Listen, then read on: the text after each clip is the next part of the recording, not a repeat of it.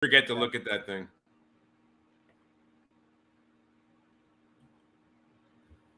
We're on live. We're live? Mm-hmm. You also need to turn your volume up, man. Your volume is way too low. Oh, I have it at 200%. I think it's my headset.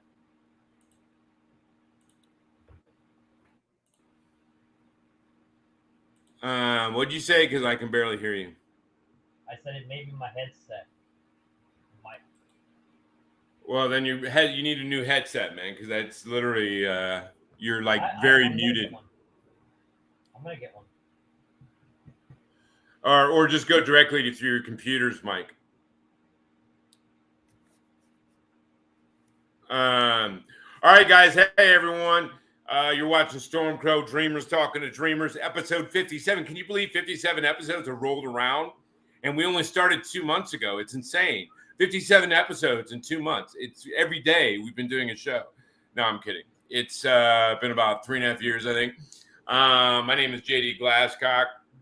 That's Mark Potter over there. This is Lola, little cute Lola. Lola is like 198 years old, so she's getting up there, man. We have a great show for you tonight. It's going to be, and you have to forgive me, my lighting's a little off because one of my bulbs on my living room light went out, and I need to go to the store and buy one. But that's all right. It's not about me. You know, you get the saving grace of seeing less of my ugliness, which is a good thing. And then Mark is now like completely out of focus and looks like a digitalized Max Headroom. But anyway, you guys, we have a great show for you today, and this is mainly going to be a treasure trove of information for indie authors in general and LitRPG authors directly. We have a couple of amazing guests. One that's on the top of her game as far as marketing. She's a virtual assistant of the father of LitRPG, Alaron. And then she also represents several other huge LitRPG authors. And then you have a woman that's like her company, Royal Guard Publishing, is publishing some of the bigger LitRPG authors in Audible. And then they are just beginning to move into more print and publishing print and ebook. So you're going to get a treasure trove of information thrown right down your gullet by the time we're done. So if you're not watching the show live, it will be permanently up on YouTube and as well as our Facebook page. And you'll be able to go and look at it as much as possible. You can ask questions, and Mark will be around. In fact, I see chat something already. Yep, we already got one. Anyway, why is it like hello BJ from like 4 different things, man? It posts on YouTube, Facebook. Oh, that's right, because we're on YouTube. We're on a bunch of stuff. So if you write, it's gonna like do it. We're recording live in all these places all at once. And at some point, Mark is still working on it. We're gonna be on Spotify. How's that going, Mark? I'm still working on it. And then Mark is going to be getting a new mic soon so that you can hear what he's saying. Anyway, who do you want to bring in first? Let's go ahead and bring in Geneva. All right. Most of you guys in the LitRPG know Geneva. She's was behind the main director behind Guildify Con that just happened. She's a virtual assistant of Alaron Kong, the father of LitRPG, as well as does work for Jazz and several other people. Let's bring in Geneva. Hey everyone, how's it going? Good. We already have some of the big writers already are jumping on board. Yeah, see BJ and TJ. We got all the 2 little. Yeah, but I'm laughing because I just realized that anytime we're recording at so many different sites at once. So if Mark types at them, it acts like it's hitting from all those different sites. Well, so then they just know they're really loved. Yeah. What comes out. You guys, next up is our other guest is the owner of World Guard Publishing. As I said, is already producing audiobooks by some of the bigger LitRPG people out there, and they are just starting to move over into publishing ebooks and in print as well. So let's bring in Jessica. Hello. Hey, Jessica. Hi.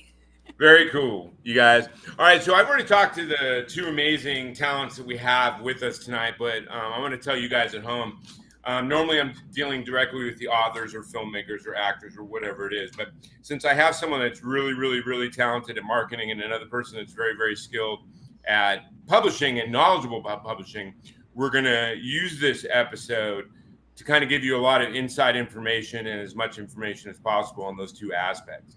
So we're going to start off with our first part. We're going to talk about misconceptions about both of those fields.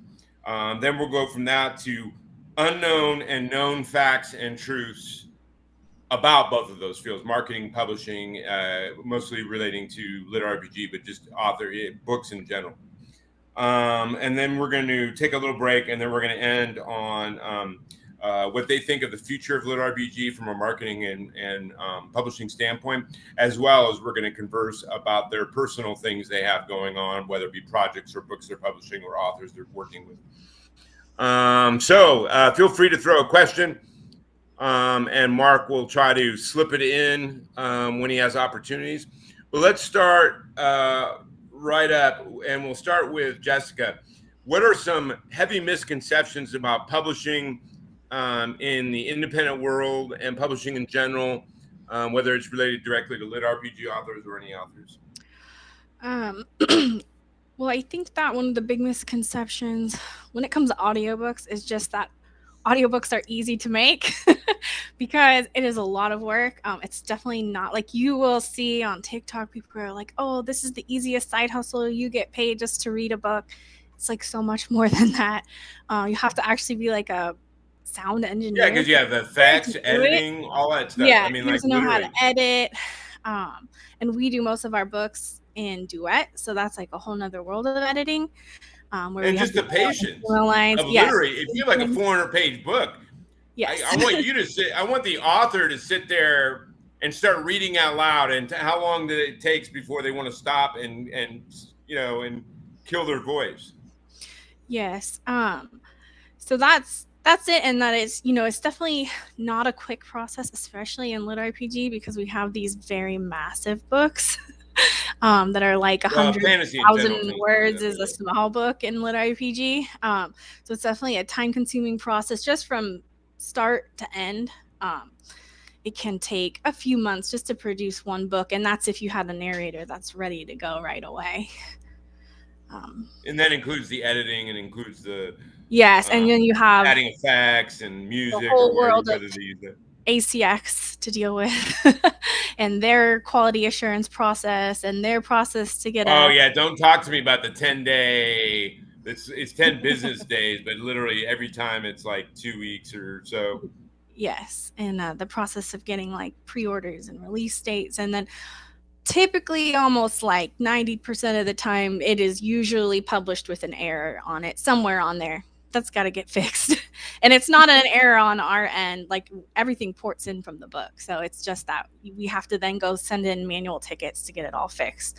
Like the subtitle's almost never there, or they'll switch it around or whatever. So yeah, it's definitely just not as easy as it might seem, because I know like there's some stuff out there that's got it seeming like, oh yeah, it's just reading. It's definitely not reading, and they really need really nice equipment to do it as well. Well, yeah, and that's why they cost a lot of money, and that's why people don't understand, because the sheer volume, people will like sometimes look and cringe. That's why a lot of people use ACX and royalty share and all that stuff. It's especially good for new authors and new narrators that are trying to establish themselves and all that stuff. But the investment in equipment by narrators, the investment of time until they start making money at it, obviously more than likely they have other job, a regular job they have to work while doing that, plus a personal life. So the entire scope of it is massive. And these people are literally, even to hold your 2-month time limit with editing and stuff, that means they're pretty much almost every day hitting several hours of work in addition to their regular job, in addition to if they have one, their significant other, and making sure that relationship is cultivated. And they have to be, there's so many things that can affect. If their neighbor has construction, they're out of work for 2 days and there's nothing they can do about it. Or if they get sick and their voice is off, they're out a week for a week. Well, then they work on their raspy whiskey character. You know what I mean? Like, now I know that you're moving into more publishing and ebook and print and stuff like that. What are some of the things you're learning in that realm that are maybe misconceived by many people? I think the biggest misconception when it comes to that is the amount of editing involved, and I'm sure you as an author know that's involved to get a book to be even. That's my biggest hindrance personally, because I don't have the average editors over $1,000 for a book. So some authors are lucky enough to have really good regular jobs that they can afford that, or they were on Royal Road for 18 years and had all those readers like go through their editing. But certainly you have to do some kind of editing. That's probably my weakest spot, because but such is life. Yeah, editing is several steps of editing, proofing, betas, and then sometimes you realize that you've changed so much it's got to go through another edit. So sometimes you're spending more time on the editing side of things than you are on the fun side of things, that's writing, which I guess that is really where sometimes people like to use publishers for writing, because we can help with that side of things. We can help with the editing, the proofing, the beta, and all that. But in the end, it's got to go back to the author, because they're going to be the ones that can fix the things. They're the ones that have it created in their head the way that they want it. But yeah, I see a lot of things out there in social media where people are like, why are there still things getting published with errors in them? And it's just like, sometimes you pass it through. Hey, I've seen Chez's books who spends like $6-7 grand on editing, and the biggest guys in the market that spend tons of money on editing, to have their books edited like 100 which ways, there's still errors. That's just human beings. You know what I mean? So when you read through it, you miss them. Like, you see it, your eyes correct it. Your eyes start getting bleary-eyed. Yeah, and so that's a lot of times we catch things in narration because they're reading it out loud, and suddenly you notice that one thing is wrong. Although one thing I learned in my over a decade of film is there is a point though where you have to let it go, that sometimes you can edit it to the point that you're hurting it, as opposed to helping it. You know what I mean? Because you could keep editing forever. You could literally like never be done with it. But at a certain point, and I tell this to all artists, whether it be film writers or novelists or whatever it is, there has to be a certain point where you let it go and you move on to the next project. Now you might 5 years later go back and play with it if you want to do that, but because I've known some people that just stay in edit hell forever and never actually do anything with their book because they're looking for a perfection that doesn't exist. You know what I mean? But I agree with you, and they're all salient and great points as far as both audio and the print, as far as misconceptions that people don't quite understand the amount of time and effort that goes into creating a book. People just think because some of these authors can throw it out like a book every month and a half. You know what I mean? And they don't understand that to do that person was like 7 days a week working 4 or 5 hours a day on that book, you know, with no days off. So for like 2 years. yeah.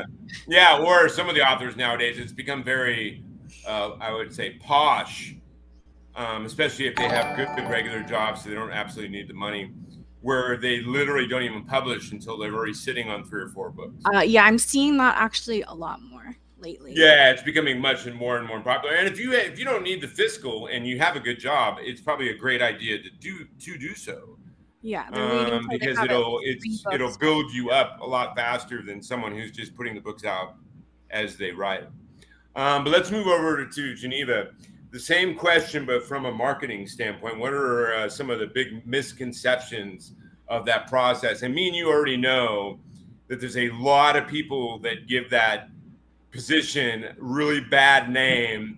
Just today I put up some posts and some Facebook groups for my book, and I literally just today had 8 different on Facebook. Someone wants to message you, and literally all of them, it says digital media, and they're like, we would love to promote your book. And I'm like, oh my God, you guys are like vultures. So give me the misconceptions that a lot of people understand, and also the differences between a legit marketer like yourself and a lot of the moronic leeches that are always trying to jump at every author out there. So to start just with like the legit part of it, if they approach you, they're probably not legit. My entire business, I've been doing this particular job for 7 years. I have never marketed myself. I have never actively gone out and sought clients. Everything is word of mouth and referral based. It's one of those, you prove yourself and you will have work to do. The people that are reaching out like, oh yeah, we'll market you, or we'll get you, 100 likes on Facebook, or we'll get you 1,000 likes on Instagram, or 1,000 new followers. Well, first off, those followers most likely won't speak the language that your book is written in. And they're just interested in the free iPad that they're being offered by this marketing company. So a lot of those just are not legit. Big misconception is that you have to spend money on your marketing. You can stuff completely free. Facebook, especially for the LitRPG genre, is this huge asset. I mean, we have the LitRPG group as well as so many other LitRPG groups. There's LitRPG Books, LitRPG Legion. Yeah, once a week, I literally hit 30 different. Exactly. Once a week, I do my promo day, which is today. And I even got tired of doing it, and there was more I could have hit. But at the least 25 to 30 different groups that allow once a week posts. Exactly. Taking advantage of those opportunities. I mean, these are built-in audiences. These are readers that are specifically looking for the type of book that you wrote. So, you as a newer author to the genre, you can come in, get permission to post in those groups, and then share about your book, interact with the readers, and get new readers. I mean, there's very few places where you have that opportunity to just immediately have this audience at your fingertips. You don't have to go out there and spend thousands of dollars to promote your first book. Your first book is baby steps. You have to write more books. So, hi, puppy. Look at the little cute bulldog. Is that a bulldog? Yeah. Cute. Sorry, I get distracted by animals. That's why my bird is in her cage, so she can't land on my head during this. But another part to it is, spreading yourself out a little bit and marketing in unique ways, finding your brand, your voice. If we see the same post over and over, here's my book, it's LitRPG, yay, read it. Or it has a lot of reviews, read it. Okay, that's great, but who are you? Why do I like your books? And, you brought up Jez earlier. And Jez, he's the guy you want to go grab a beer with. Right? Like, he is just this laid back guy. And his comedy, he's comedic.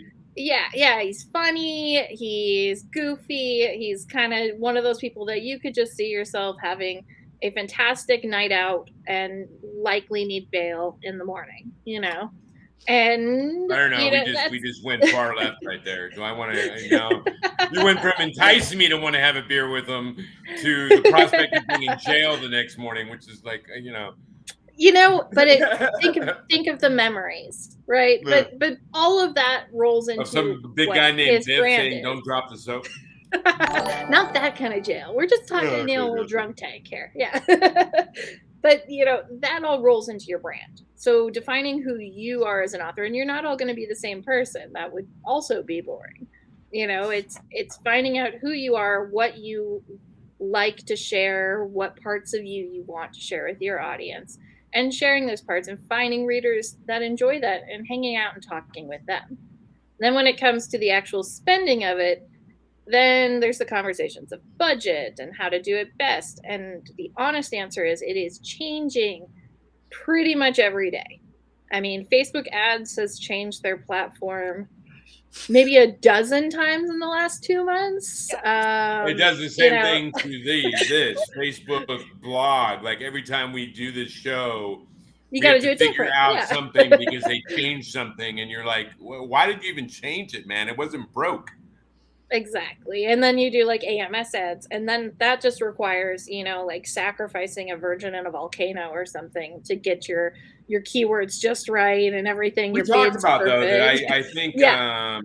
not doing broad at first, Yes. so exact and the phrase I think is decent, but do not do broad because you're going to get charged, and yin yang because it's going to appear everywhere, but highly unlikely that the people that are seeing it are actually very interested in what you're specifically selling. But when you start to do it, Amazon ads die after a certain while. They may be doing fantastic, and then they hit a wall and they go kaput and they're dead. And they just stop returning. And there's no rhyme or reason as for why, but they do. But at some point, you've already marketed to all the people in that exact range.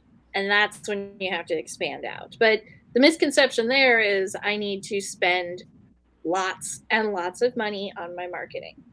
Find what works for you. If you do have a budget, I honestly recommend starting with Facebook ads over the Amazon ads, primarily to build your social media presence. Everyone considers like they have a page like ad that you can run, and they consider that to be throwaway, right? You don't actually. Yeah, how actually do you do that? Because anytime I've tried it, it's always trying to just attach it to my page, and then Yes, so trying to drive that's the traffic idea. to my page Mhm. instead of actually driving traffic to the book.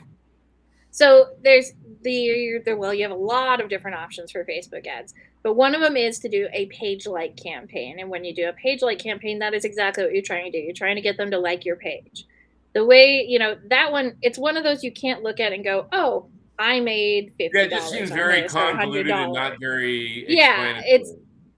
and it's basically you look at it and you go, I just spent $100 and I got nothing out of it. Well, actually, you got however many new likes out of it. So let's say you got 100 new Facebook likes.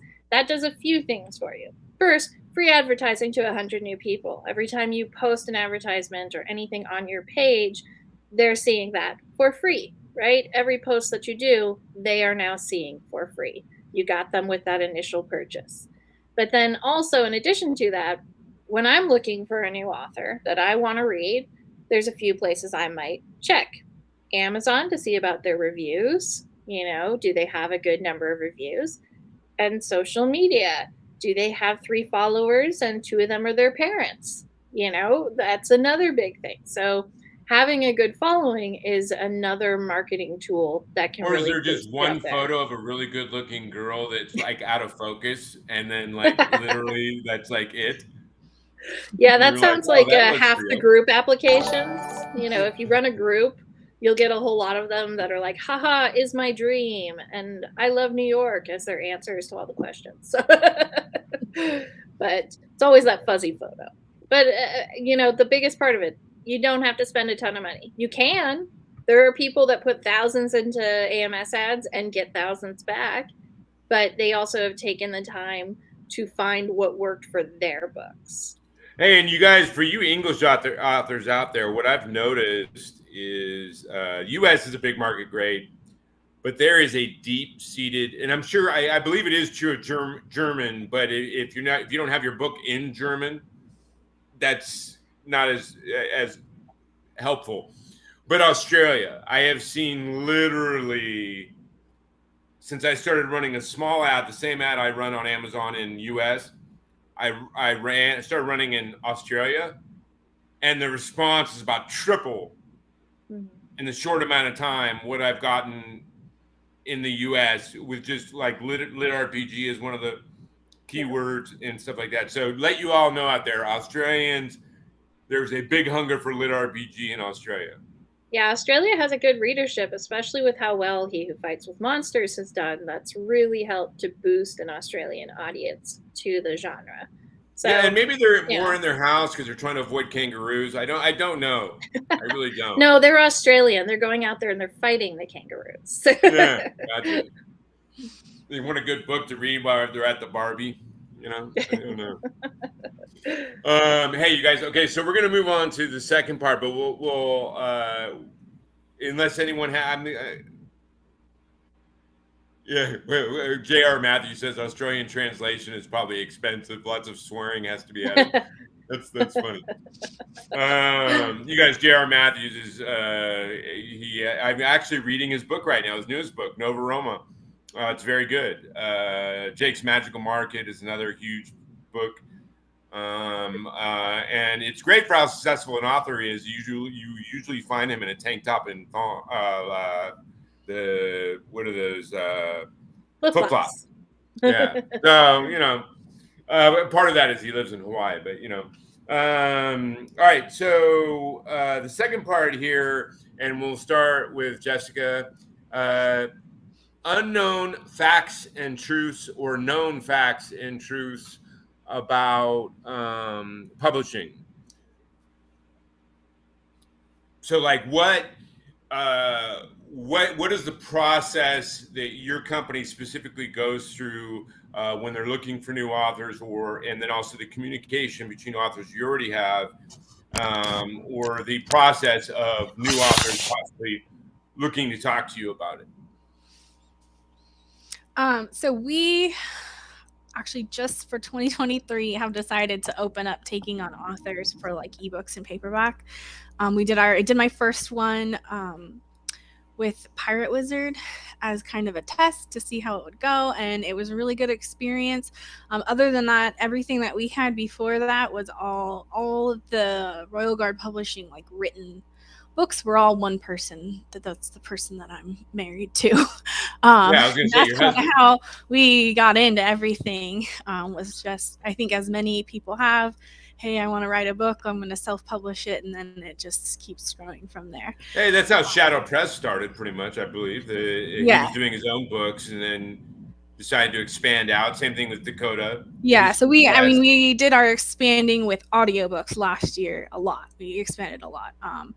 In how we found audiobooks, the authors that we want to work with on audiobooks is social media. Like a little stalker, I'm in every LitRPG group, sitting there waiting for new books to come out, and then waiting to see how they do. We're also now a lot of people are going to Royal Road to find successful stories on there. But then we have also I do that as well, so don't be shocked, you guys, if you see a profile named Candy with a single photo of a really good-looking woman that just starts talking to you on one of the LitRPG groups. It's not me at all, I promise. And now, once we start working with authors, they're usually welcome to continue. Like, we're like, okay, now you keep in contact with us on what's next, and then we keep working with them on that.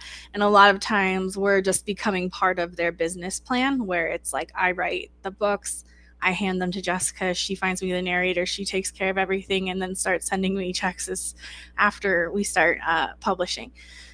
So we have that, and then now we're starting to become more known. So I'm getting emails from people, like a couple emails every day, a little bit more every day, of people interested in working with us. Well, you should do what Dakota and them have been doing, which is like hunting through Royal Road for like the people that are like already huge that haven't published yet. Yes, and we're gonna start doing it. So as of right now, we're just two people, and my husband is a full-time writer, so we're like slowly getting into it, because we have right now like 80 books in production for audio, so that's a lot to handle, and we're adding to that every day. I want to get an assistant, I would guess. it's we're getting well, I actually had a full-time job up until about like a month or two ago. So well, it's doing well enough for you to be able to do that, so that's beautiful. yes. So that's like what part of us shifting into the ebooks and stuff now is doing that. So I'm out there, I'm looking, and then we have just a lot of other authors talking to authors, and then they reach out to us to see what we want. So then we're gonna usually what we're looking at for a successful audiobook, you need a successful ebook to go off of. So we're looking at ranking, we're looking at reviews, we're looking at social media following, we're looking at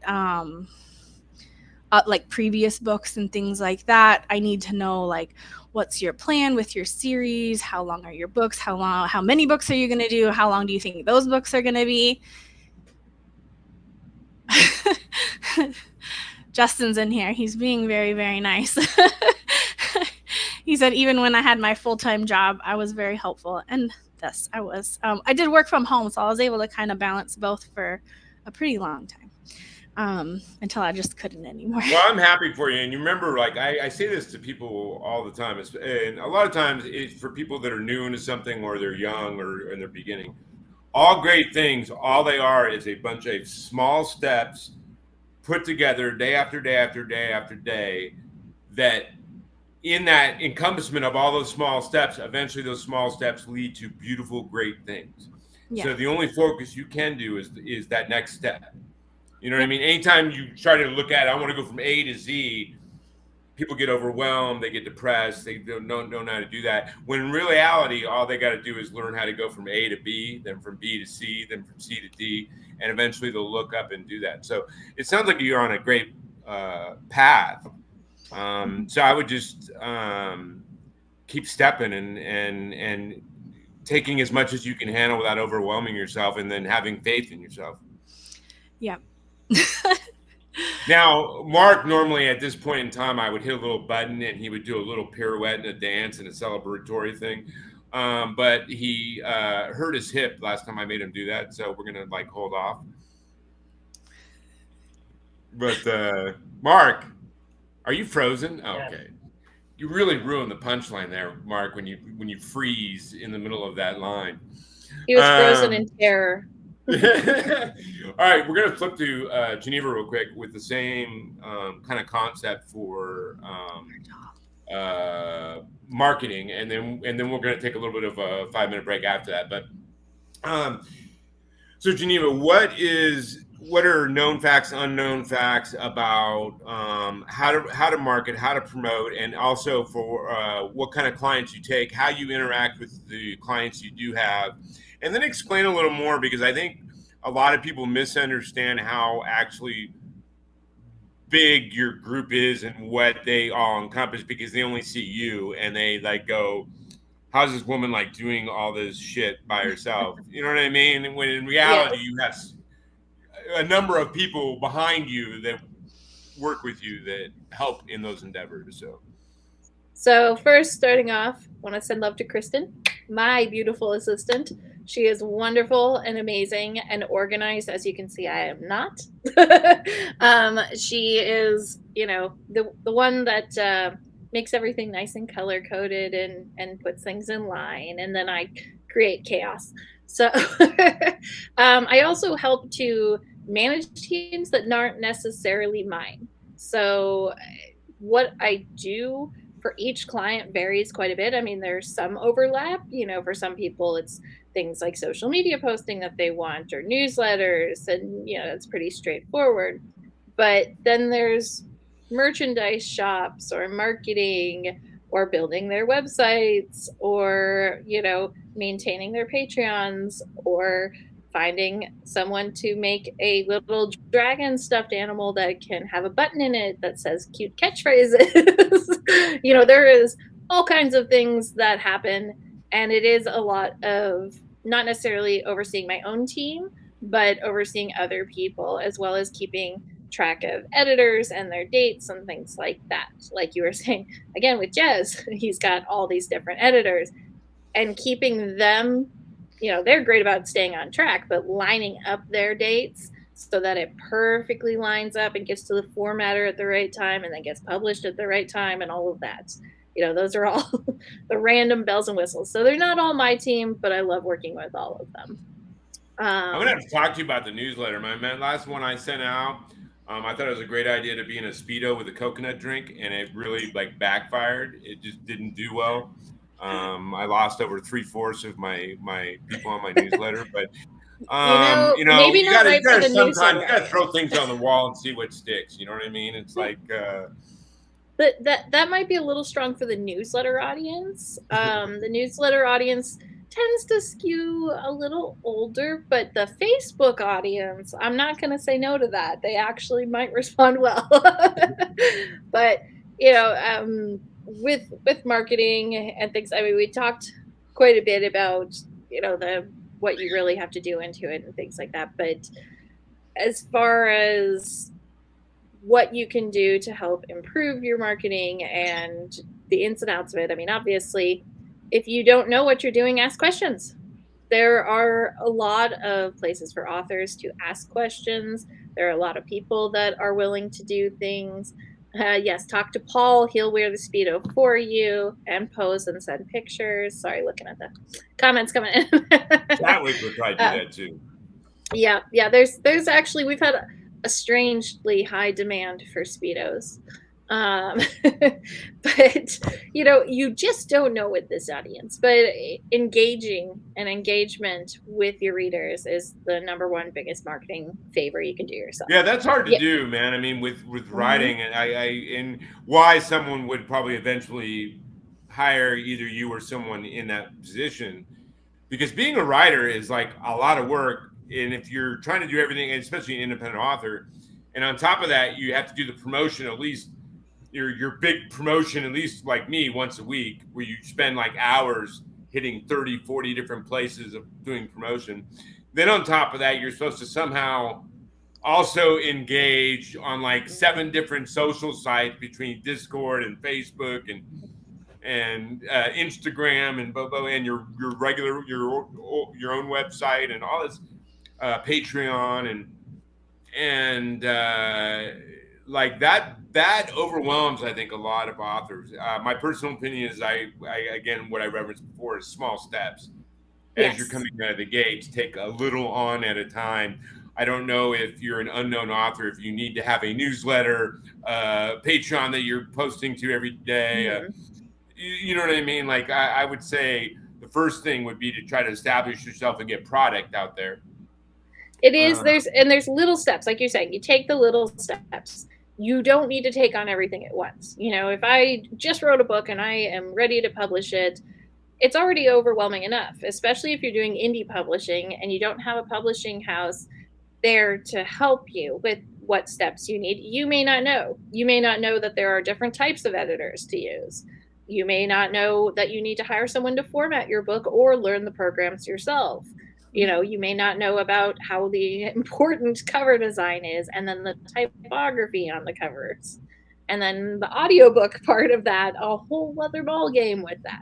So there's a lot you already have to learn. And again, ask questions. There are a lot of experienced authors that are very happy to share.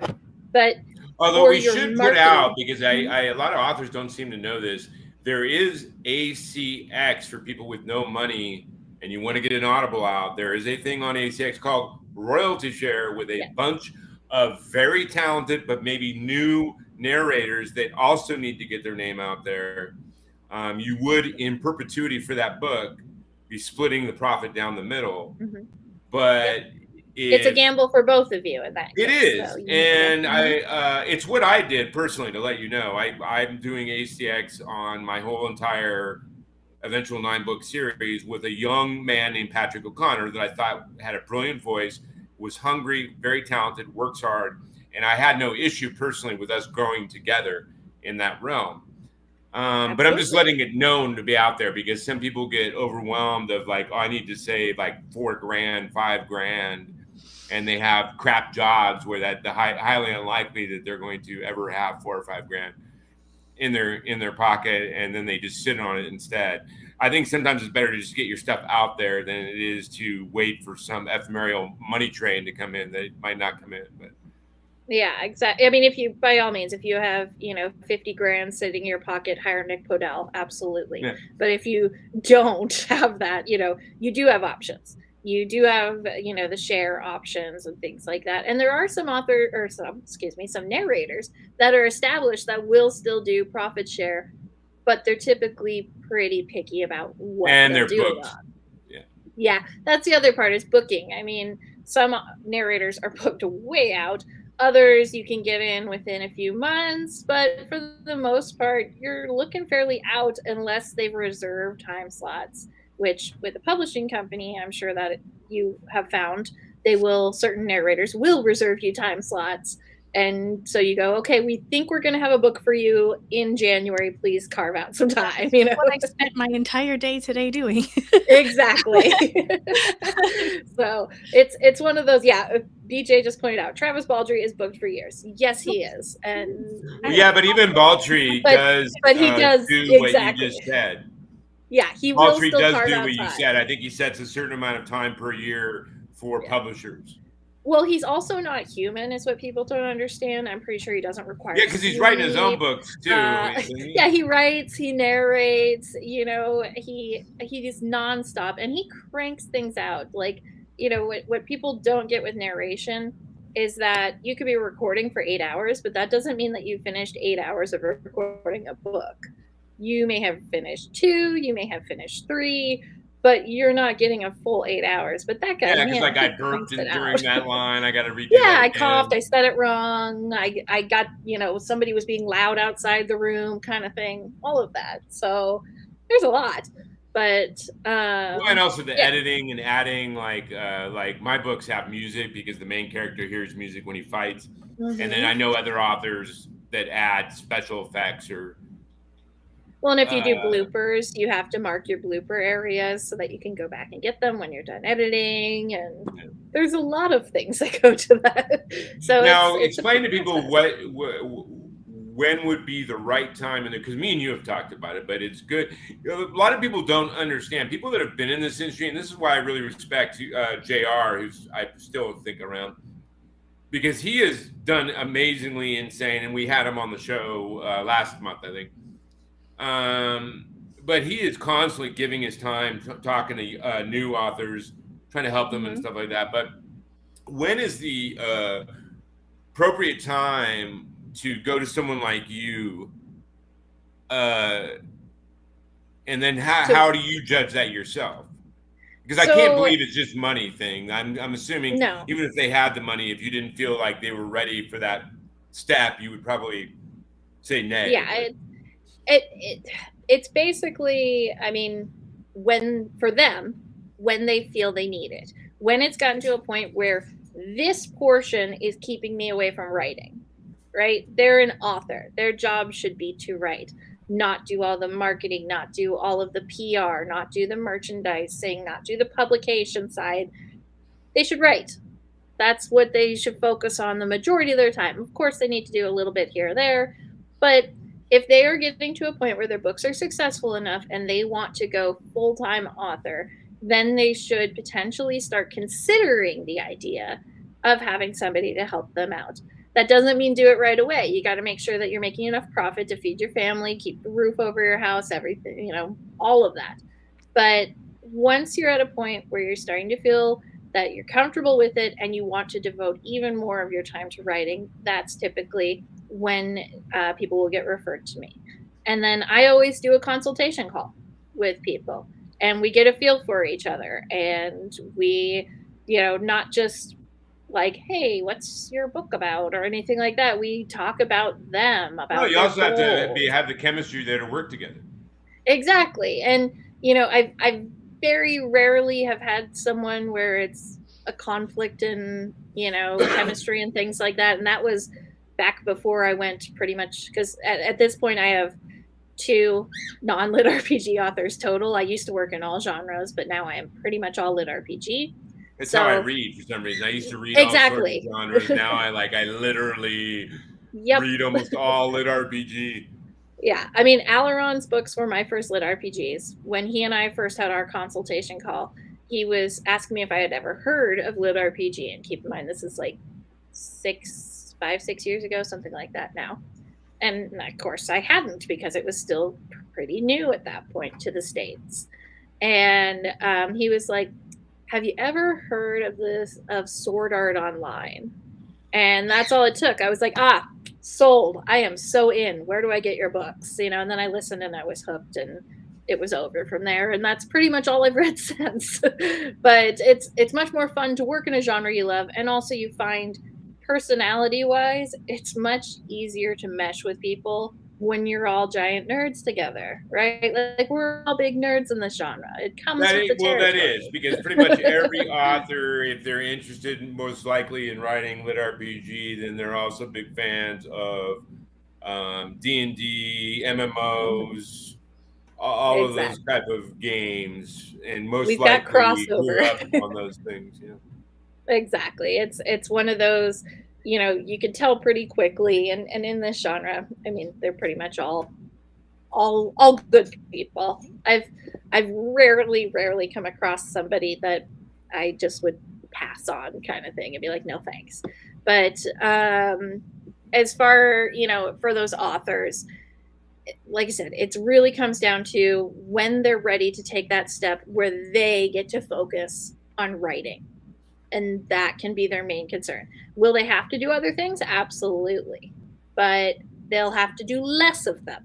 That's the big I feel idea. like right now, and this is one of the best things about this show that me and Mark always talk about, is it's not so much giving you the opportunity, to meet new audience and all that kind of stuff, bringing new audience, but it's the connections that our guests form with each other, which we've had amazing success with, whether that be in the film industry of people giving each other work and jobs, and through only knowing themselves from being guests on the same show, our show or whatever. But you guys could probably help each other in a lot of ways as far as connection and advice and all of those things. So I look forward to that, hearing 8 months from now that, you know what I mean? Like you form, at the very least, a better friendship from being on the show. But what we're going to do is we're going to take a 5-minute break, you guys. Don't disconnect. Keep your connections up. We're going to take a 5-minute break. When we get back, I'm going to ask both of these amazing, wonderful spirits what their ideas are on the future of LitRPG in general, and then also from a marketing and publishing standpoint. And then we're also going to get into the nit and gritty of whether it be their personal projects or the authors and projects they are working on as a publisher and as a marketer. So you guys have been watching Stormcrow, Dreamers Talking to Dreamers. My name is JD. That's Mark Potter. He makes all the magic happen. And we have some amazing guests between Jessica and Geneva. So give us 5 minutes and we'll be right back. Lola is prima donning towards the door, wanting to go out. So I'll be, after I do that, we'll hop right back on and continue the story.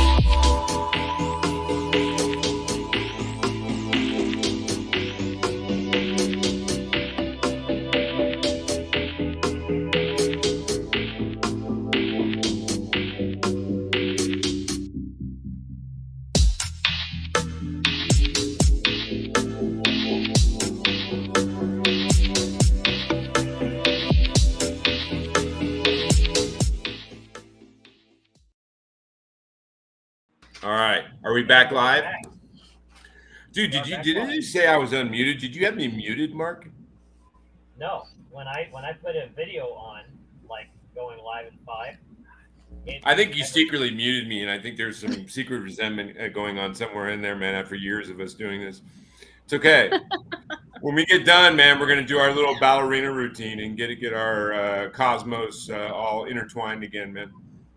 I'm ready. Okay, you guys, so we're going to start it reverse this time, Geneva. We'll start off, we'll do this in a couple sections. First of all, let's talk about any of your personal projects or personal authors that you work with and anything they have going on that you would like to talk about. We'll do the same thing with Jessica, and then we'll move and end with Future of LitRPG. So, a couple of things. Congratulations to Harmon Cooper. He just released his 75th book. So that came out just the other That guy's day. like a machine, man. He like comes out with one every other week or something. Yes, he's got another one coming out soon too. So it is with its ARC readers now. And isn't it like 75, 80 books in like 2 years or something like that? 3 years? It's longer than that, but it's less time than 75 books should have taken. So congratulations to I think him. he secretly has a room of writers that he just like has churn out books, and then he just slaps his name on each one. You should see the way this guy's brain works. I swear, like he's got a new idea coming every like 3 seconds. So it's crazy. And then Atlas Kane just had a brand new release. I want to say it's Grimoire Thief. And the cool part with that one is inside of both the ebook and print books, there's additional artwork. So as you're reading, there is occasional artwork slipped in between there. I know Harmon does that too periodically. Yeah, and Harmon likes to get additional artwork made for his books, like the chibis and things like that as well. Yeah, I read the only one I read of his was the Necromancer one, but Cowboy Necromancer. The Cowboy, yeah. Mm-hmm. So the one that just came out was Pilgrim 7, so the 7th book in that. And if you haven't read that series, I personally really enjoyed that series. You should also check out Tokens of Towers because I have a coffee shop in book 2. So let's see. Jez has a book coming out on Valentine's Day because we are seeing hopefully it's the next age of whatever. It is. It is. Because that's my favorite series of his. I mean, I like all his series, but that's my favorite series. His next 2 releases are going to be in that series. So, what is it? Age of Formica? No, this one's Age of Steel. And then the next one, I'm gonna not say the title on because there's some discussion happening.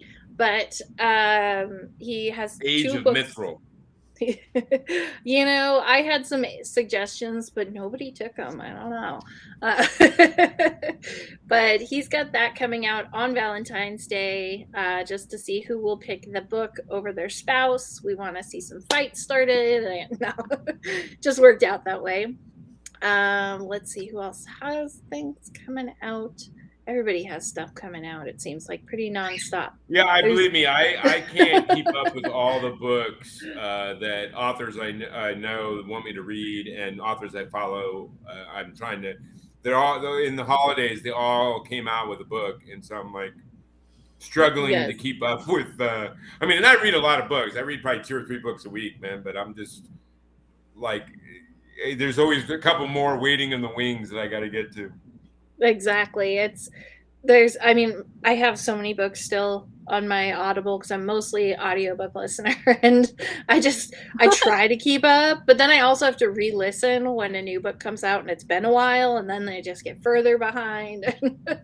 So those are some of the books to look forward to or that just came out. As far as my own personal projects go and things like that, I can't speak about it, but I do have 2 really exciting projects in the wings. So both of those projects should be revealed later this year. So that's something exciting to look forward to. Are you finally combining Slip and Slide with what's the other one? The the red dot, green dot. Oh, Twister and Slip and Slide. Yeah, How did you Slip and Slide and know? Twister. So I'm gonna do it. Yeah, giving away my secrets. Yeah. But no, there's a couple very exciting things coming out. Well, we'll For have to have you anyone, back on, and you can yeah, converse about them when they come out. exactly. Let's move over to Jessica. Jessica, whatever you'd like to talk about as far as your publishing houses, projects that are in the works or coming out, or your own personal things. Well, we have a lot coming this week, actually. So we have Isekai Park by Wolf Locke. That is the audiobook's coming out on pre-order. It's being performed by Jessica Threet. She's an amazing, talented voice actress. And then it's going to be releasing in February. Isekai Magus 4, the long-awaited sequel in that, is coming. We actually just finished formatting it. It's uploaded. It is good to go. It's been through everything it needs to go through. So that is coming on the 23rd. And then the narrators are already started. They've already started. Everything's good with them. We have Pirate Wizard 2 by Michael Angel. That's on pre-order right now, and it's going to be available on the 3rd. I just got the cover all finished for that one, and it is so beautiful. I want to print it and put it on my wall. And then we have Tower Mage 2 by David Burke, and that's on pre-order right now, and that's also going to be available the 23rd, which does have some LitRPG elements into it. As you maybe know, we do a lot of harem stuff as well, but that does cross over into LitRPG. So we have even more. That's just this week. And that's just the non-LitRPG or the LitRPG. Let's see. We have Katie Robertson's Emperor Awaken releasing on Saturday. Den of Inequity by J.G. Jerome going on pre-order on Saturday.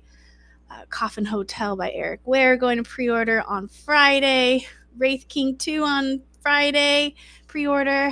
And then the Seventh Princess 2, which is a progression I think fantasy. I read Wraith King 1. Is that the one where he gets a magical item and it's like the spirit of the Wraith King or something like that, and it absorbs into his body? Hell.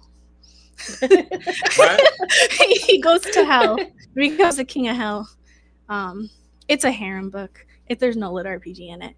You know, I have trouble reading here. I know they're super popular because sex is popular and all those kind of things, but I would have enough time dating one woman in real life. So like the idea of writing a book about multiple women would it makes my mind break and not work. So I think the Alpha World is the only one I think I've ever read.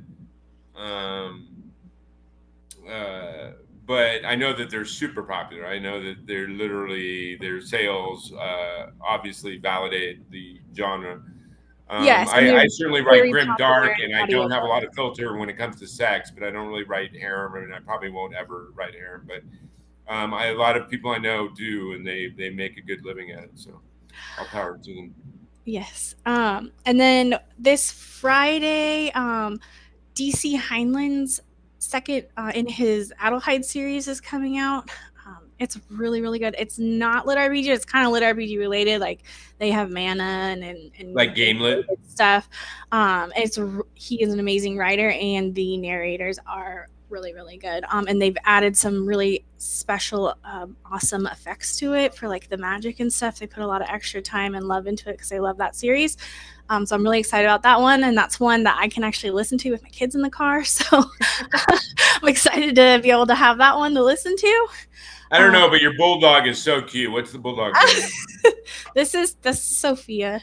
She's a princess. She's really old. Sophia, you little cutie pie. And there's another one. I don't know if you can hear him snoring, but he's snoring next to me. And then we just have Rise of the Cheap Potion Maker. They just told me that it's wrapping in production, book 3, tomorrow. So that's really exciting. If you haven't listened to that one, it's really good. Really, really good. It will make you laugh like a lot. And then Prism Academy book 3 is wrapping up pretty soon too. That the one's really anticipated. So I could probably That's just keep going and going because we have, like David I said, Berkman, 80 right? books in production. But yeah, those are the ones. I can't that keep we're track of excited about. everyone's writing pseudonyms, man. Like I literally like. David Burke is Sean Oswald.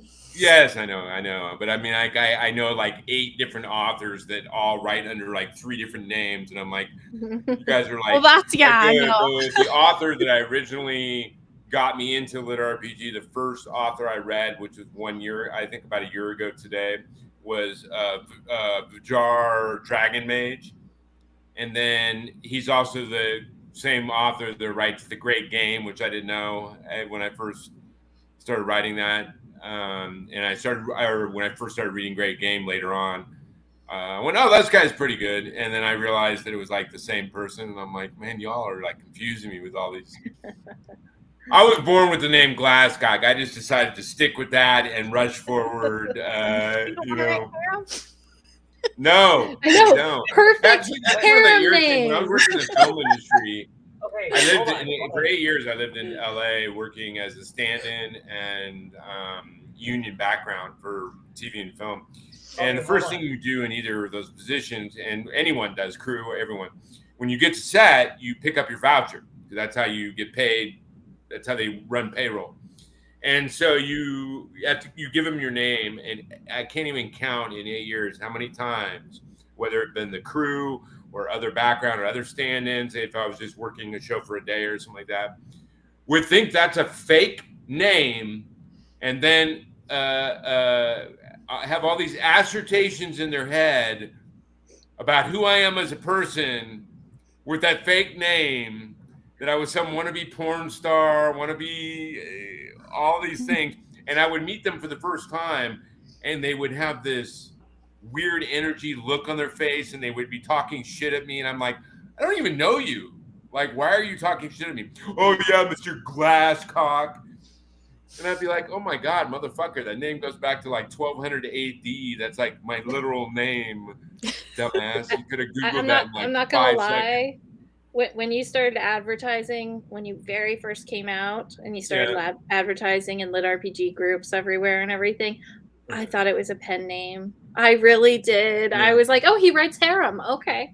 That was my initial thought. No. Hey, you're not alone. I mean, I'm going to be 52 in like about 2.5 weeks, and I've had that name since birth. So it's not like you're used to it.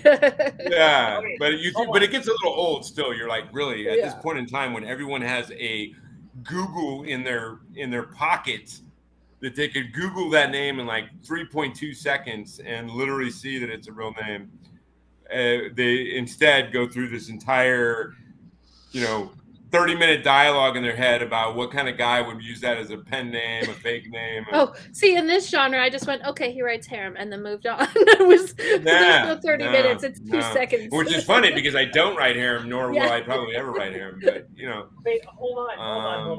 Maybe I should change it to reflect more of the type of stuff I do. I could do like Warcock or Battlecock. That's not gonna help. Please do that. JB Warcock. I can see it already, the promotion. Anyway, all right, okay. So let's move on to the last section here, you guys, because you guys are both amazing spirits. They're doing a shit ton of sweat and work to accomplish your aspirations and dreams, and it's very. I know you both are valued, and I know all these people, whether they're listening right now or they see it in the future, will get a lot of information and a better perspective on marketing and publishing, and also see a little more in the inside of the sheer mountain of work it requires to do both of those things. But we'll start with Jessica on this one.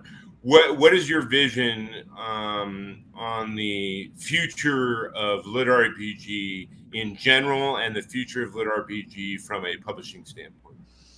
Well, I definitely think the future of LitRPG is going to be great. It's just growing every year, becoming more popular and more popular and more well-known. And we're seeing, some of the bigger names, really getting out there. And kind of hope that one day we get a LitRPG movie or something of one of the people that we've all known from the beginning. That would be really amazing. Well, the Carl thing, I think he's making a deal. I mean, there's some talks, right? That'd be amazing. I mean, that's good for all of us, right? If LitRPG becomes. I thought though that Ready Player One. I've never read it, but is that game lit or LitRPG? It's loose. Yeah, I mean, it's not. Yeah. There's It shines I a don't know. I've flashlight never on the even looked genre. at the book. So I've never Yeah. even seen how it's promoted. Was it ever promoted in that realm? No, The book no, is it totally different from the movie. Yeah. But I'm excited to see that. I'm watching it every day grow, and it's amazing. I love seeing how it's letting so many independent authors start careers that they never thought that they could have. I mean, for all the things that we want to say about Amazon, it has done that. Like, there are a lot of people that never dreamed that they could be an author. I grew up thinking you could only be an author. I think Amazon could be a little more generous in the KU, but yeah, a little 0.3 cents per page, I think. But yes, I mean, I grew up thinking you could only be an author if you got lucky and you got picked by the right person at the right time, and now anyone can make themselves an author. So I think that's amazing, and I'm really excited to see it keep growing. I constantly meet people that were like, I've had all this stuff written and I never published it, and I finally did it, and all of a sudden I can quit my job and I can do what I love, and it's awesome. So I love seeing that. I don't know, there's some buzz out there about things that we probably don't want to talk about with intelligence that's maybe artificial. Oh, the AI. I don't know why you're worrying about talking about this stuff. You can talk about Denim and his Carl, and you can talk about the AI fear of that's already happening actually in the art world. Some guy got he won some huge money prize and a bunch of notoriety for winning some huge art contest, and then they found out his art was like all AI created and stuff like that. Yeah. And there are definitely some tools out there. I think it can be helpful. So that's coming, and how that's going to affect things. We also do German translations, and that may be, I don't think it's going to be where you can just plug it in, but it may help us be able to get quality German translations faster. It's still going to. Yeah, I've been trying to use Babblecube because Phoenix Gray turned me on to that, and that's how most of her translations are done. But she told me to be careful, and she was right. I'm literally nailed every day by different people wanting to translate it into Spanish, and then you go look at the reviews, and all of them are like, "This person used like a translating tool to like." Yeah. Translate my stuff, and none of them make sense. And well, a lot of them do that, but then they go through it like manually and make sure that, but they start off with that. But that's gonna get like more advanced to where but then they're making money to just basically take an app and have it run through the book. Well, they got to train the app to do it correctly. Like, they have to learn the LitRPG terms and things like that, and how to translate them, and they have to train their AI to do that. So there is, I mean, I can't do that because I don't know German. So there is something to it, but it should make, hopefully, like, those things more affordable for us. That would be, yeah. I mean, it would be nice to be able to get their work done in other languages. So that's really exciting as well. And then for our company, like I told you, we're opening up to, we're not like massively opening up, but to doing some more authors in ebooks and on Amazon. So we're excited about that, and we're just continuing to grow constantly our pool of narrators that we work with, and helping them learn. We're gonna start a Discord for our publishing house, hopefully as soon as I get all these 1099s out. Then I can jump into that. Yeah, Discord's hard to keep up with, man. I already have so much on my plate. I'm constantly struggling to even remember it. Yeah, that's kind of part of one of the reasons I wanted to do this. So I just had a few people be like, can you call me? I just want to make sure you're real. Like, are you real? Because a lot of my stuff doesn't have my picture on it, because I used to work for the government. So I am real, and I am here, and we're going to be out in real life more. So we're going to try to go to Dragon Con. We're going to go to the Vegas 20 to 50K. We're going to get a Patreon, we're gonna get a newsletter, we're gonna get a Discord, and I've been more active on social media, trying to talk to people more on the phone. I've been joining more Discord groups and stuff where people can actually talk to me and say like, "Oh, hey, Jessica's a real person. I talked to her." So that's I always what we're forget doing. to Just go being on more Discord. It's a active great vehicle. I'm always forgetting to turn it on because it's one more ball to try to juggle. And it can be very distracting because people will talk to you because it's very interactive. So you'll be trying to write Yes. and get work done, and the little thing is bleeping every 5 seconds. Mm-hmm. That is true. Yes, and eventually probably getting an assistant to take care of the Discord and the Patreon and the all newsletter. Well, you got one right there. Talk to her. So yeah, we're just excited. We're excited to grow, meet new authors, meet new narrators, meet new readers, meet new listeners. And yes, I am real. This is my face. So yay. I'm going to try to do, I'm not a big goer-outer, but I am going to try it. So hopefully I'll see everyone. I'm going to try to do my best to go to Dragon Con this next year. So yeah, it's actually only like 3 hours from where we live. Yeah, I'm in Texas. It's not that far. So yeah, Atlanta, we're in Georgia, right? City Beach, Florida. So it's pretty close to us. We can just drive there. It was just, I really wanted to go last year, but we have young kids and stuff, so it involves a lot of planning.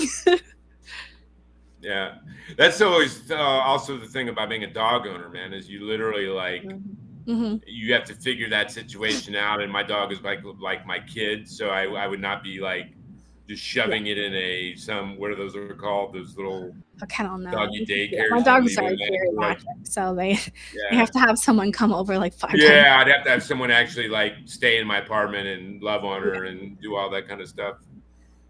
But yeah, I hear you. I'm just happy for both of you that your aspirations and dreams are moving and flowing. I personally have always I know this is abnormal, at least in the film industry. It's abnormal.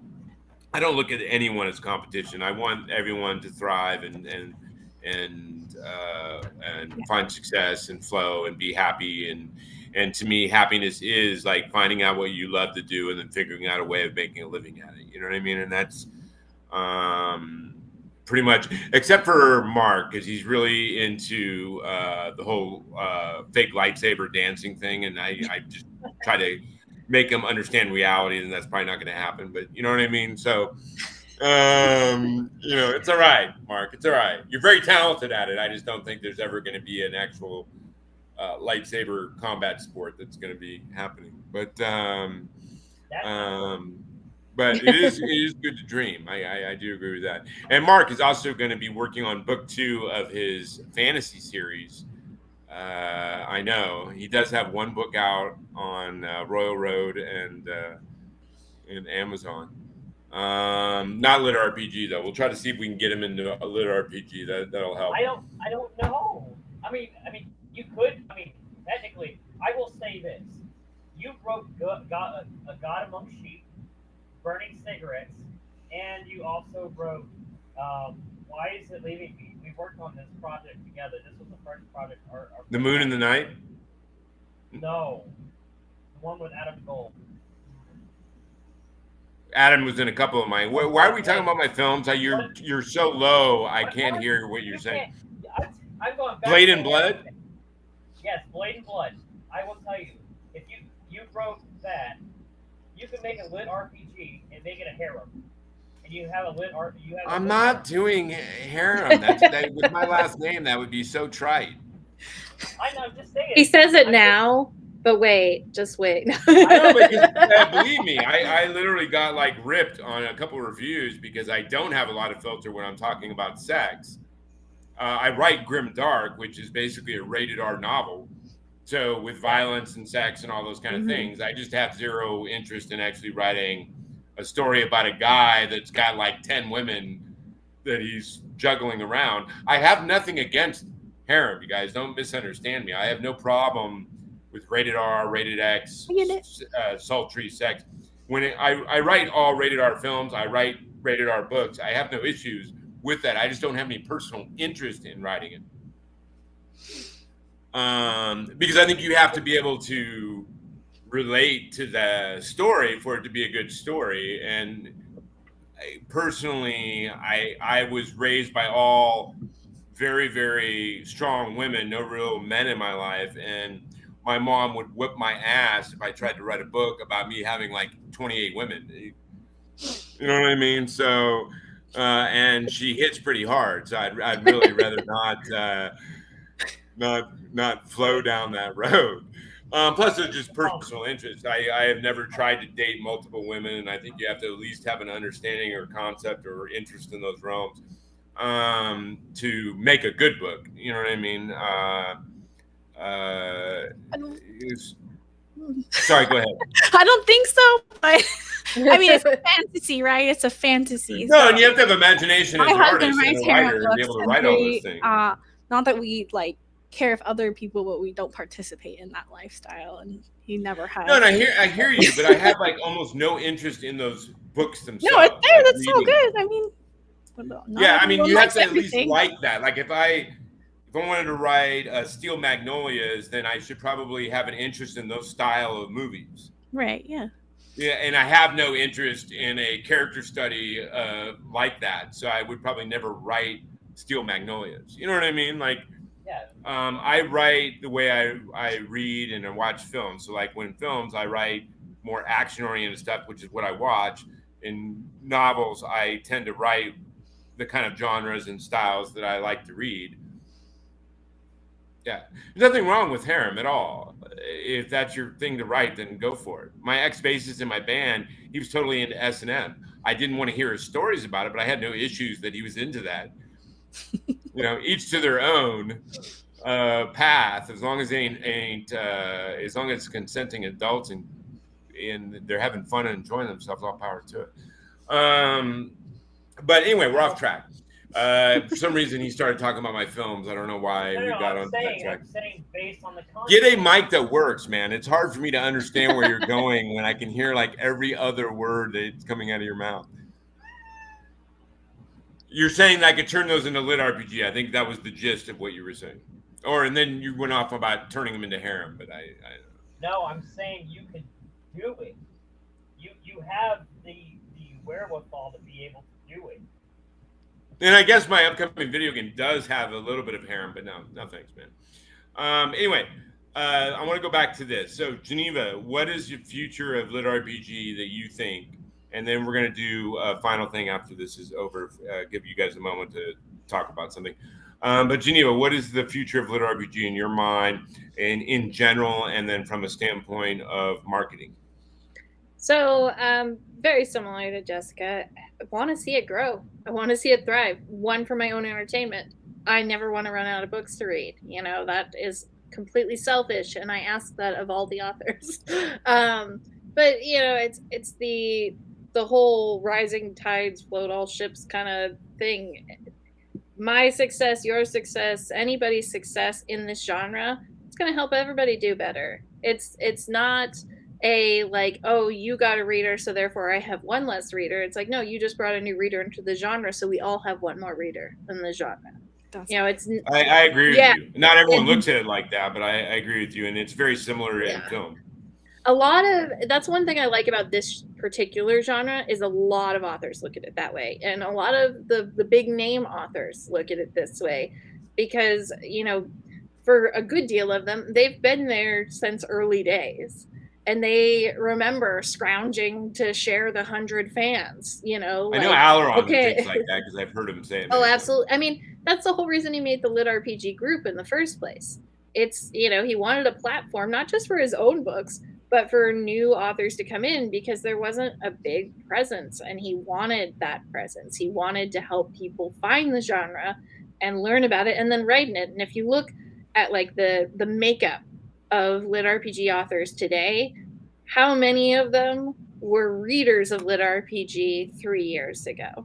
It's the majority of them. They came, they found the genre, they found their calling, and they started to write. So, you know, the future of LitRPG, I can just see it getting bigger and better. I mean, traditional publishing 5 years ago, you said LitRPG to them and they said, there's the door, and now traditional publishing comes courting to some of these big names and they're like, hey, by the way, there's the door. Because they're not interested. They've figured out how to do it for themselves.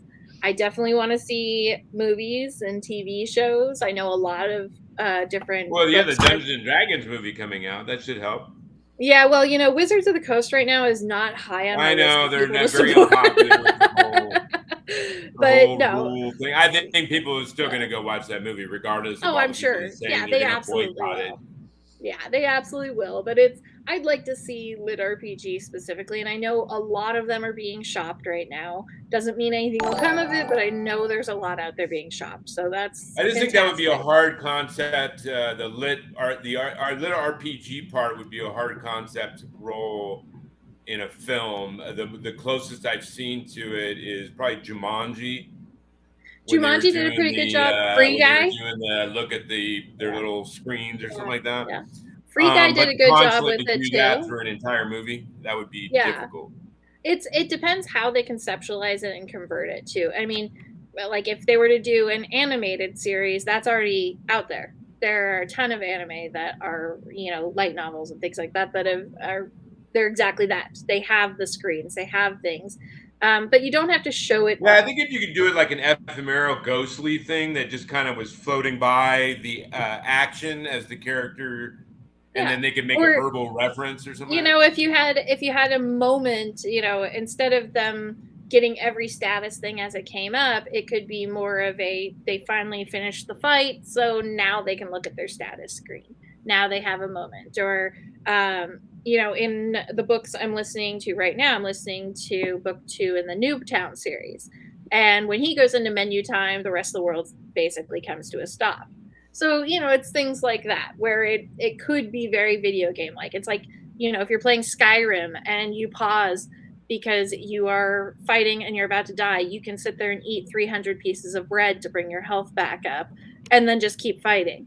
It doesn't have to be realistic. Tell me when one of them gets some funding and I'll actually shoot it for them. Exactly. I mean, we'd all love to see that. So I see that coming. There is a demand for it. The genre is growing immensely. One thing I really am loving to see is that females are becoming a larger part of the genre. It used to be completely a boys' club, and more we're getting female authors, female main characters, and female leaders. I agree. I'm making. There's a lot of female readers. My new series, I've already decided, is going to have a female narrator on Audible. Yeah. I wanted to do it on this one, but it's first person. So I started out looking for a female, and then I realized it's first person male lead. It just won't work. Unless you have Andrea Parcell. Third person, and it's a co-main leads of a girl and a guy. So I'm going to be going 100% with a female narrator. Because as I mentioned, I was raised by just strong women, no males really. So. Mm-hmm. Yeah, and I think there's a huge female gaming community out there, and they're finding this genre and they're starting to become part of it as well. So it's really nice to see that growing, and I absolutely want to support and continue to see that side growing as well. A big part of what I do it because I want to see these people do well. It's not like, oh, if they make $1 million, suddenly I'm going to make money. I'm not percentage based, So I do it because I want them. But you also love to do that stuff. I love it. We talked about that earlier. The dream to me is to figure out what you love to do and figure out how to make a living at it. Exactly. I mean, I was working in optical and teaching doctors how to use their EMR software, and it wasn't a job I ever thought I would have. It wasn't a job I wanted. I actually was plucked out of a Panda Express at 19 years old by a doctor who saw me there all the time and said, come work for me. I mean, that was how I got my first career, and I didn't love it. It wasn't my calling, but I've always loved books. I've always loved video games. Perfect match here. So I just want to see it keep growing and get more recognition. I would like to see LitRPG be a category, like an actual category, not one we've had to force feed. one that is a real category on all the major sites, And I so think we can easily search it. I think you're right. I think it's going to take cross media Yeah. for that to become a reality. I think once you get a movie or video game, or like a video game that's directly LitRPG Well, focused, like that's the other storyboard, part. you know I what I would mean? Like love- storyboardish with, Yeah. you know, like focus on LitRPG. I would love to see some LitRPG video games, especially as tech gets closer to deep dive type things, and you know, even just a VR headset type one. Yeah, now remember would the old be game really Dragon's cool. Lair? Mm-hmm. The arcade game Dragon's Lair? I could see something like that, where an interactive with your character sheet and Yeah, rolling through an adventure and stuff like that. absolutely. Or I think Like people most- made the reference earlier in movies. One of my favorite movies, Scott Pilgrim versus the World. But that was more, I think, of a graphic novel-esque kind of feel to it, as opposed to LitRPG. But doing something like that in a film where focus on mostly the film part, the characters, the action, fighting, all that stuff, but then have kind of those ephemeral stats Mm-hmm. rolling Yeah. through ghostly as they progress and stuff like that. I think it can be done, and I think it can be done well. We just need a couple of the bigger authors to who are more than likely the ones that are going to find that success. The one thing about you were talking about earlier, I can't ever say his last name. Matt Dinniman. Yeah, Dungeon Carl. He's talking with bigger companies, or wanting to shop at the bigger companies, and the only problem I see with that is if you go with a big studio, they're probably going to rip most of the LitRPG out and try to turn it into a straight film, just because that's their nature. They go off of accounting analytics. They very rarely do they bounce Well, and off. if you look at those contracts for anybody who's shopping, I mean, you really got to fine tooth comb those things.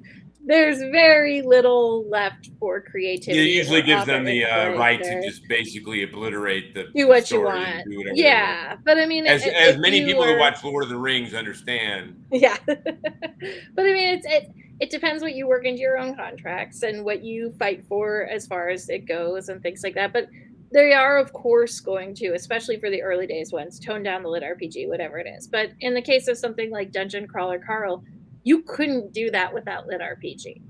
If you took all the LitRPG out of that, it would be incredibly confusing, right? Like, why is, well, I'm not going to give spoilers, never mind. But but there's just so I many haven't read the elements. books. I don't Oh, you okay? know So it's first popular. off, I mean, you can read them, but Jeff Hayes kills it with the audiobooks on those. Like, that is one of my all-time favorite audiobook listens because of his performance on there. You just take the time, do yourself the favor. You will laugh nonstop.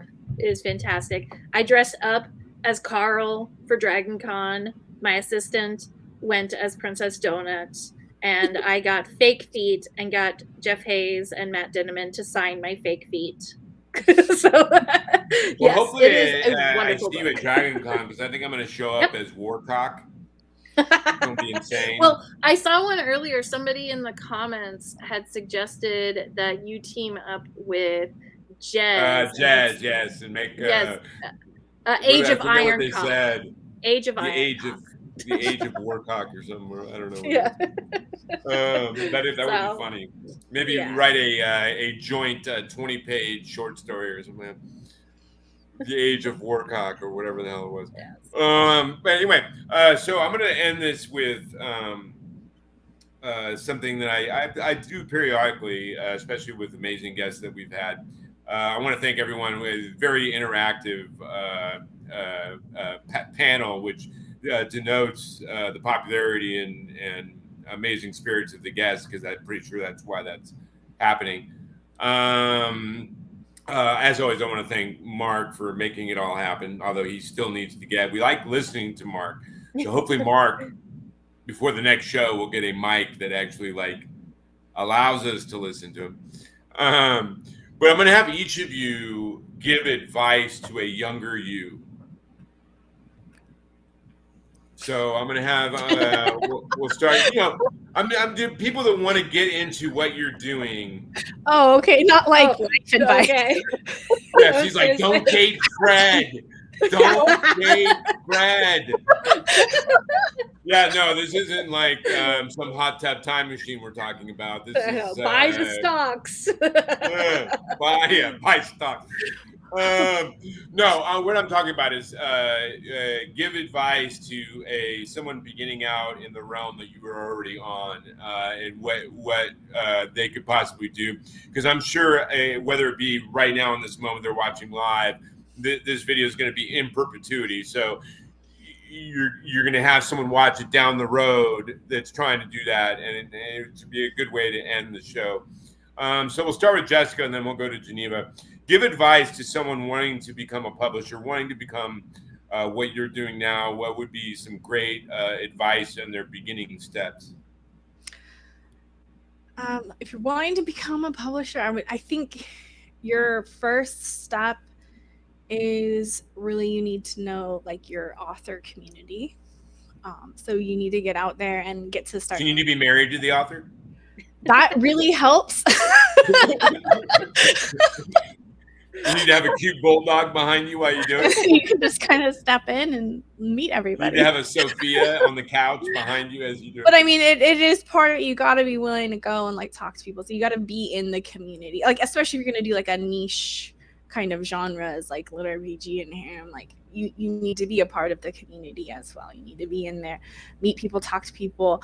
I like the authors that I work with. I've talked to them now for over a year on a daily basis. They show me their covers. They let me know what they're doing, how their book's doing. I'm genuinely excited for them now. I know stuff about their life. They know stuff about my life. Like we're all becoming one big happy family, to support each other. And that's kind of also part of it is everyone cross promotes with each other, which is amazing. So just getting out there and becoming part of the community is really important. Not to say that you can't be successful if you're just too busy to do that. You can. No, but I agree with you. No matter how busy I am, at least every couple of weeks I go on some of the major LitRPG sites and I tell them maybe not as well-known authors that I'm enjoying, that I like. And I don't even know those authors. I just go in and say, these are the series I've read recently that I thought were great. Mm-hmm. And I think as the bigger, and I'm not even a huge author yet, but I think as the bigger authors do stuff like that, or even the medium authors, they still have a fan base that goes to those same groups. So you're right. They're in those same groups. And then it's a great way of advocating some other people's art and stuff like that. Mm-hmm. Like the other thing is just do it. Like if you're scared, it doesn't matter, just do it, because the answer is no if you don't try. So try.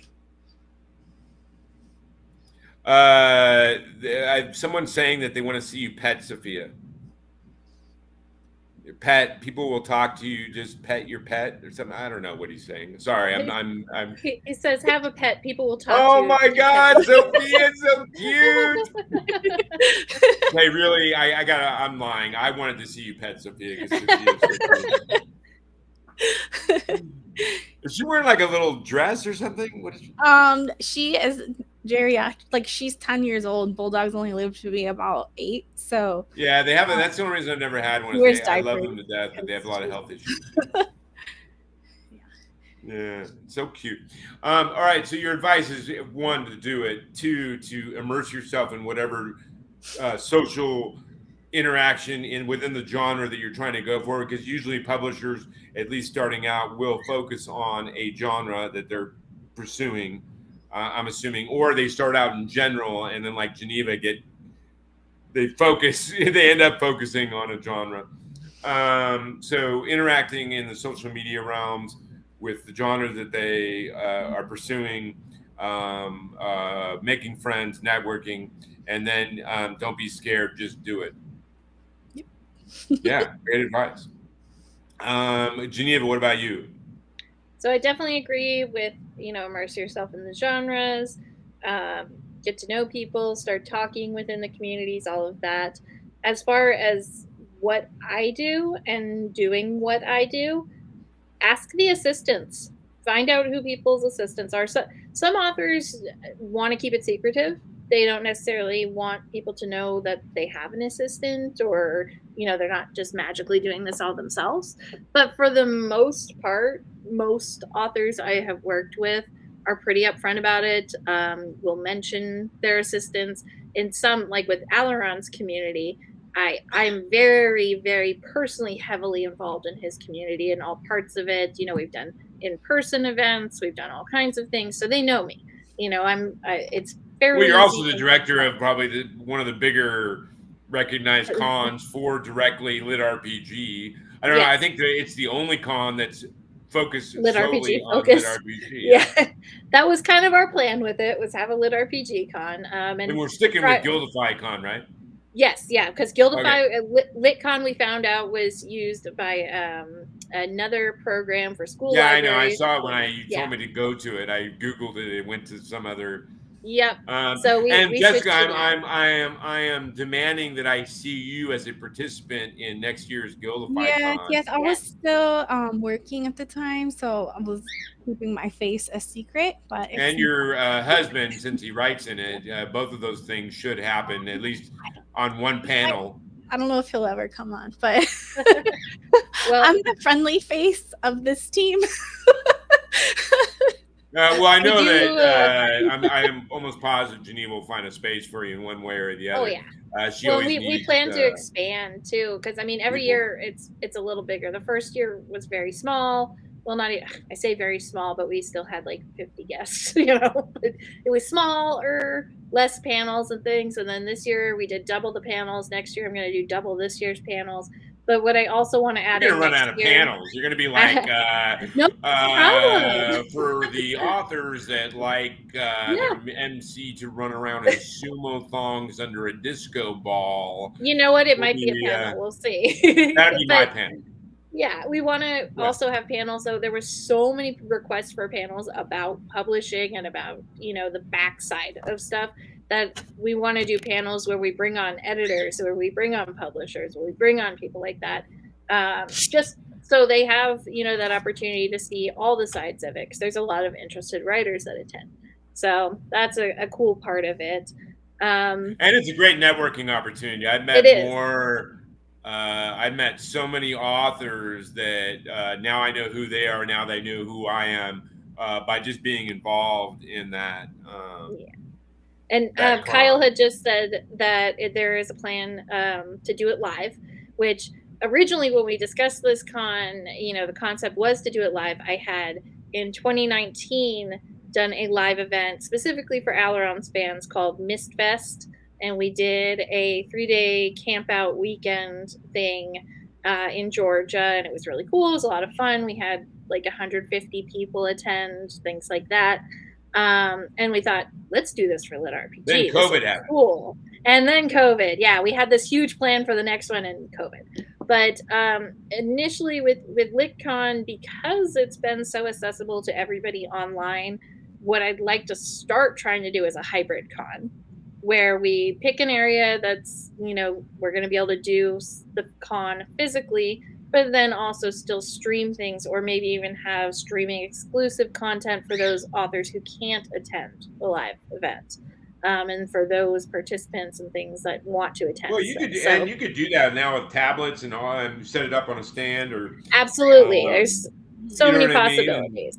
We just happen to live in a really good town for a con, just mentioning that. Where is that? Yeah, right across the street. There's a cool little house. You could run it right out of there. The most beautiful beaches in the world. Not the world. I wouldn't mind beaches. In the U.S., they're like white sands, emerald ocean. Amazing. There's condos everywhere. It's a travel. Where Mark lives, they have really friendly raccoons. I've actually thought about it in the past, like as like a long-term thing I'd love to do here, because it's a place that people would actually love to come see, because it's so absolutely are amazing, and it's all set up for it too. Like there's already tons of hotels, condos, lots of rentals, and that's stuff. The ideal thing for the con. It's like that's why Dragon Con is where it's at. Like people have asked me in the past about Dragon Con, and they're like, hey, does Dragon Con travel? Is it in other places? I'm like, no. And they're like, why not? And I'm like, because it takes up like 4 hotels and a convention center. they need a spot that has all that in walking distance. Like that would be why I would guess Dragon Con doesn't move. But yeah, but no, I I would think love. your husband like, is saying we have beaches. snow. No, that's that. He's I don't know who that sad is. because they have snow there and we have Sun. like 70 Yeah, aren't you in Georgia? today in Florida. You're in Florida?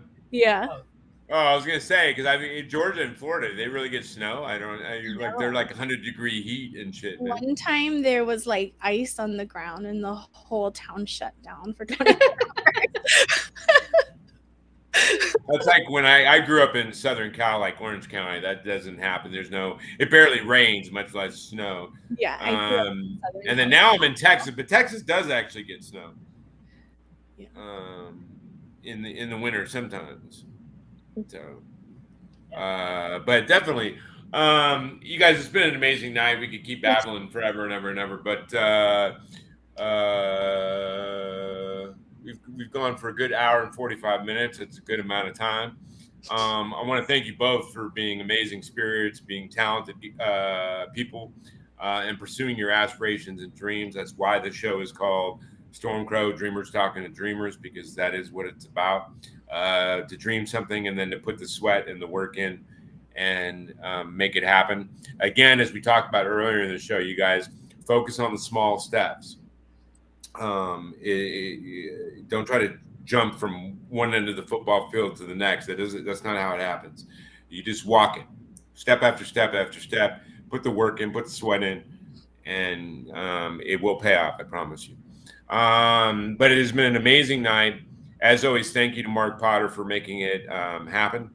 And his little tech is always, and Geneva knows this, is always a juggle when you're trying to get people from all different parts of the country all on the same time and have everything work. Yeah. I want to thank you, Jessica and Geneva. Sorry, go ahead. Cold. We're both laughing at Steve. Y'all don't know snow.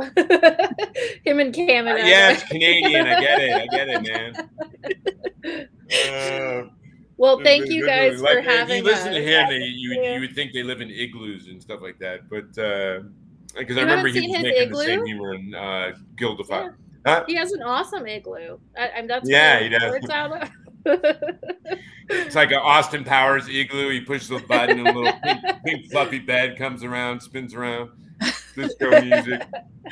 That brings burning down the house. I built a mini igloo. Anyway, you guys, it's very beautiful. Also, since we have so many people listening in, we do this show once a month. If you want to come on, I don't care if you're a narrator, an author, publisher, marketer. If you want to come on the show and you have at least a little bit of work underneath you, just hit me up and we'll book it out. We do, like I said, we do it once a month. For a lot of years, I was doing film, but now I'm a LitRPG author. So my focus has been for the last 6 months to provide opportunities to promote other people involved in LitRPG, and we'll probably hold to that for a while before we flip back to film. But anyway, again, thank you to my guests. If you want to find out more about Jessica or Geneva, or you maybe want to hire Geneva, or you want to talk to Jessica about the opportunities of audibles or print or anything like that, feel free to hit them up, or just ask me and Mark if you're not a big outgoing person, and we'll figure out a way of making that connection happen. But anyway, big, beautiful blessings to two beautiful spirits in their endeavors, and I wish nothing but the best. And as always, if there's anything I can ever do for either one of you to help in any way, let me know and I will do so. Okay. But again, you've been watching episode 57 of Stormcrow, Dreamers Talking to Dreamers. As always, another beautiful night. I wish you all beautiful things, and may your dreams come to fruition and success. Have a wonderful evening. Bye. Good night, everyone. Thank you again. Yeah. Bye.